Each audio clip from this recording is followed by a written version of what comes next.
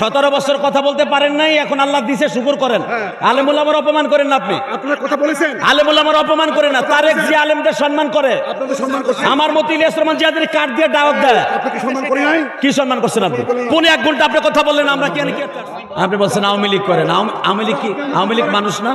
আপনি আমাকে বলতে পারেন জালসা শেষ করে দিয়ে গেলাম, একথা বলতে পারেন আপনি আমাকে? আপনি কি আমাকে বলতে পারেন জালসা শেষ করে দিয়ে গেলাম? পৌনে 1 ঘন্টা কথা বলেন একজন নেতা। পৌনে 1 ঘন্টা আপনি হিসাব করেন, দেখেন কয়টা বাজে? কয়টা বাজে আপনি দেখেন? 11:30 বাজে। আপনি উঠছেন 40-এ। কয়টা বাজে? 40-এ উঠছেন। 40 বাজে। তারপরে এখন 11:30 বাজে। ভাইজান আপনি তো আমার কলিজা। না না, কলিজা এইভাবে কলিজা করলে হবে না। ভাইকে কথা বলতে পারেন না আপনি, বলেন এটা করলে হবে না। এইভাবে আঙ্গুল উঁচু করে কথা বলেন না, শুনেন। 17 বছর কথা বলতে পারেন নাই, এখন আল্লাহ দিছে শুকর করেন। আলেম ওলামার অপমান করেন না আপনি। আপনার কথা বলেছেন, আলেম ওলামার অপমান করেন না। তারেক জিয়া আলেমদের সম্মান করে, আপনাদের সম্মান করছেন। আমার মতো ইলিয়াস রহমান জিয়াদের কার্ড দিয়ে দাওয়াত দেয়। আপনাকে সম্মান করি নাই? কি সম্মান করছেন আপনি? পৌনে 1 ঘন্টা আপনি কথা বললেন, আমরা কি করতে আসছি? আপনি কথা বলতে পারেন আপনাকে? তা পৌনে 1 ঘন্টা বলবেন ভাই? আমি আপনার মেহমান, আমি কিন্তু আপনার মেহমান। আপনি এভাবে বলতে পারেন না। আমি আপনার কি বলছি? আপনি কি বলতে পারেন? বাস আপনি কি বলেন? আপনি কি বলছি আপনারে? আপনি আপনার পুরো জীবনী শুরু করছেন। আপনারা তো আমি চিনি, ভালোবাসা চিনি। আরে আপনি চিনলে তো হবে না, আমার কথা বলবো না আপনাকে। হ্যাঁ তাই বলতে পারেন আপনাকে? ওই যে ছোট্টকালে পাট খাতে পায়খানা করে হে সুর দিতি না, হে সুর, ওই হে সুর দিতে দিতে আয় খারাপ, এবার খারাপ যাবে না, খারাই যাবি গা, হে সুর দে, হে সুর দে, হে সুর, হে সুর দে, আয় আয়। ওই যে মনে কর দুবলার সাথে হে সুর দিতেছ না, আয় আয়। তুই গোপালগঞ্জে, আমি গোপালগঞ্জের বলা, তুই সিরাজগঞ্জের বলা, গঞ্জে গঞ্জে মিলেছে, কার বউ বলে কত জোর আছে, আজকে দেখে দেবো ইনশাল্লাহ। লিল্লাহি তাকবীর, লিল্লাহি তাকবীর। এই যে দুলাভাইরা ওই যে পিছনে জায়গা আছে, যা ওদিকে তালবে আলিম গুলো নাক ডাকছর কে, পর্দা হেনে করস কে, ফেসবুক চালাবার সময় মারাস, হুজুর না করলেও মোবাইল চালাস, আলেমরি ঘোড়ার ডিম, তাকবীর দিতে বল নাই, ফার্মের মুরগির দল, আবার বক্তা হইতে চায়, আলেম হইতে চায়, বাতিলের বিরুদ্ধে আবার হুঙ্কার দিতে চায়। ছাত্র জীবনে যারা বাতিলের বিরুদ্ধে হুঙ্কার দেবে, কোথার কসম তোর হুঙ্কার ইমামতি অবস্থায়, খতিবগিরি অবস্থায় তোর হুঙ্কার বাজবে। গেছে মগাটা। লিল্লাহি তাকবীর, দিন ইসলাম, দিন ইসলাম। রেডি? তাকালে দিকে। আব্দুল্লাহ আন্দলুসি বলে, এখন কানবেন, আব্দুল্লাহ আন্দলুসি বলে এখানে একজন আল্লাহর বান্দা, নাম তার, আমার নামে নাম আব্দুল্লাহ, সে মারা গেছে। তার জীবনের কর্মসূচি কি ছিল বলো তো? খাবুস, কোনো কথা হবে না, আমার দিকে তাকাবেন, একটা কথায় দিক ঘুরাবেন না, আমি মুসাফির, আমারে কষ্ট দিবেন, পোলাপান একটাও মানুষ হইব না। শুধু আমি না, কোন আলেমরে কষ্ট দিবেন জীবনে, একটা দিনও কোনদিন পোলাপান মানুষ হবে না। ইয়া আব্বা খোর হবে, ইয়া আব্বা খোর, লাল লাল বুড়ি খাবে, এটা বাতের বড়ি না, এটা খাইলে 3 মাস পরে কবে বাংলাদেশ আমার। কতক্ষণ না কেন? খামোশ, তাকা ওই দিকে। একটা পোলা জন্ম নেও এই আব্দুল্লাহর মতো। আব্দুল্লাহ আন্দলুসি বলে, তার গোপনীয় আমল কি আছে বলেন তো আপনারা? হুজুর তার গোপনীয় আমল তো কিছু দেখি না হুজুর, তার গোপনীয় আমল এতটুকু, সে কোনোদিন হারাম জিনিস খায় নাই, কাটকাইটা যা বাজার পাইতো 2 টাকা, 2.5 টাকা, 1 টাকা, 4 আনা 8 আনা, ওই জামানার কথা বলছি। এইটা দিয়ে আজ থেকে 850 বছর আগের কথা, ওইটা দিয়েই সে, যে সময় 1 টাকা ছিল 8.5 মণ চাউল পাওয়া যেত, তখনকার কথা। স্যার আল্লাহর ওলি, সে তেমন কিছু আমল করে নাই, সে আলেমও না, মাদ্রাসাও তেমন একটা পড়ে নাই, আমি জানতাম কোরআন শরীফও পড়তে পারে না, তাবলিগে মাঝে মাঝে যাইতো, হয়তো একটু সহি শুদ্ধ ভাবে 5টা 6টা সূরা মুখস্থ করে শিখছে, এরকম। আব্দুল্লাহ আন্দলুসি বলেন, না, তার গোপনীয় আমল কি আছে তাই কও, তা না হলে আমারে 70 কিলোমিটার রাস্তা থেকে এখানে আল্লাহ আনাই সারছে, কারণটা কি? বসন্ত এবার আমার দিকে তাকান, চোখের পানি দিয়ে বুঝাইয়া দেন আমার মাওলাকে। আব্দুল্লাহ আন্দলুসি কারো কাছ থেকে তথ্য নিতে পারলেন না গো বাবা।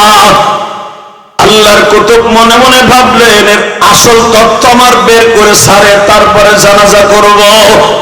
একটা স্বামীর সবচাইতে গোপনীয় আমল পৃথিবীর কেউ না জানলেও বাবা তার বিবি জানে। কথা বল না কেন? আমি হুজুর যে কয় নাম্বার হুজুর এটা আবার বউ জানে। এই হুজুর যে কি করে তার বউ জানে। কথা বল না কেন?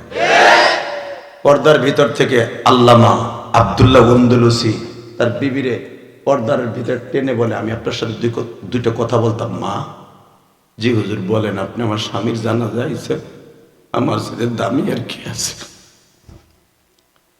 আপনার এত হাজার হাজার মুরিদ আমাদের এই থানায়, এটা আমি জানতাম না। হুজুর আমি সবচেয়ে গর্বিত যে আপনি আমার গরিব স্বামীর জানাজা আইছেন। জি হুজুর কি জানতে চান? জানতে চাই আপনার স্বামীর গোপনে কোনো আমল আছে কিনা। বিবি বলে, আমার জানা মতে তেমন কিছু নাই, তবে আমার স্বামী জীবনে একটা দিনও মিথ্যা কথা বলে নাই। আমি ওই আল্লাহর বান্দার এক একটা গুণের কথা কব, আপনি সুবহানাল্লাহ জোরে বলবেন। এই গুণ আল্লাহ আপনার ভিতরেও দিলে দিতে পারে। এক। দ্বিতীয় নাম্বার, আমার স্বামী কোনোদিন এক ওয়াক্ত নামাজ কাজা করে নাই, কোনোদিন একটা রোজা জীবন চলে গেল ছেড়ে দেয় নাই।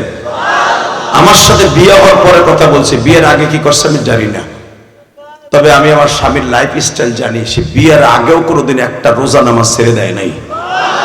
তবে আমার জানা মতে সে আলেম না, কিন্তু আলেমদেরকে অনেক ভালোবাসত বিদায় আমার 4টে ছেলে আলেম, আমার 4টে মেয়ে আলেমা। আমার ছোট ছেলেটা হেফজখানা পড়ে, ছোট 2টা মেয়ে হেফজখানায় পড়ে। আল্লাহর কত কান দেয়ার কয় না, আরো কি আছে তাই বলেন। বলে আর তো কিছু দেখি না, তবে সারাদিন কাট কেটে এসে পকেটে যে কয় টাকা হইতো, ওই যে বাজার করে যদি অবশিষ্ট টাকা থাকতো ওটা ব্যাংকে রাখতো। ব্যাংকে রেখে বলতো, আমি যদি মইরেও যাই এই টাকাটা মসজিদে দিও। আর কি আছে তাই বলেন। বলে আর একটা সবচেয়ে সিরিয়াস আমল ছিল, সেটা কি?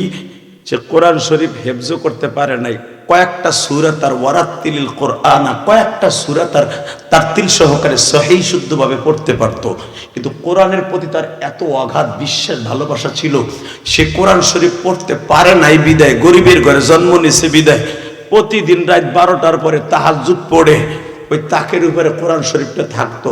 কোরআন শরীফটা বুকে নিয়ে ফজর পর্যন্ত কাঁদতো।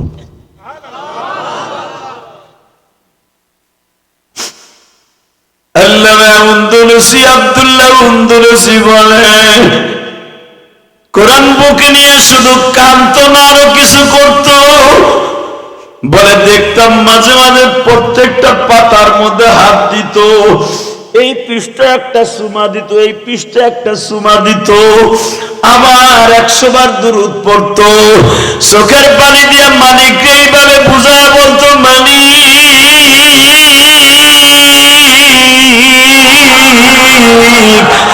গরিবের ঘরে জন্ম নিয়েছি, কাজের তাগিদে মাদ্রাসায় পড়তে পারি নাই, বিবাহ শাদীর পরেও পারি নাই গো মালিক,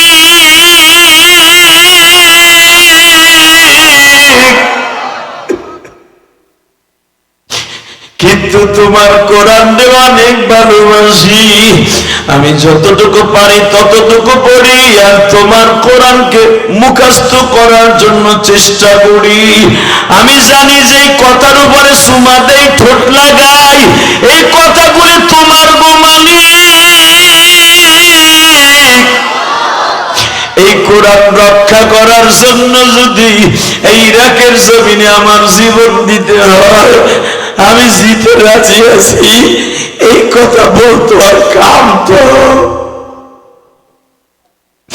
আল্লাহর কুতুব আন্দলুসি বলে, আপনার বাবুলের বিবি আর গোপনে আমল জিজ্ঞেস করতে হবে না, তোমার স্বামীর জানাজা আমি নিজে করব না, তার ছেলেকে দিয়ে করাবো, কারণ তার ছেলে হলো আলেম। কোন মা বাবার যদি একটা ছেলে আলেম হয় অথবা কোরআনের হাফেজ হয়, বাবা যদি জানাজার নামাজ পড়ায়, ওই মা বাবা হাসতে হাসতে জান্নাতে যায়।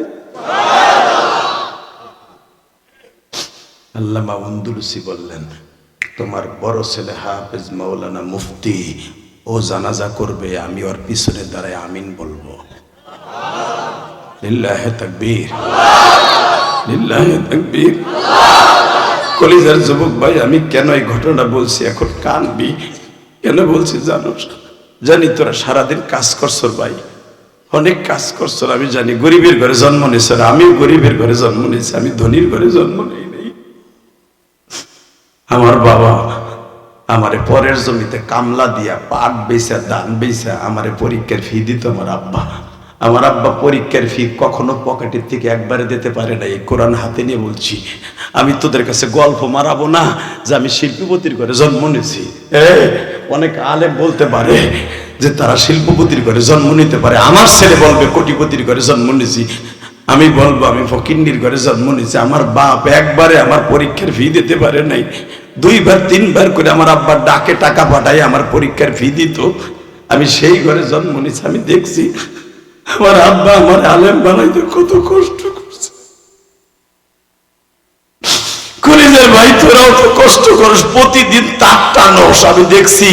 লুঙ্গি বানাইতে কাপড় বানাইতে কত কষ্ট হয় তোদের। সারাটা দিন হাতটা চলতে থাকে, ব্রেনটা ঘুরতে থাকে, এই কলপটা ওই লুঙ্গির মধ্যে পড়ে থাকে। একটা ভুল হইলে সুতাটা ছিঁড়ে যাবে, মালিক করে বকা দিবে, ভেতরের থেকে কাইটা রাখবে।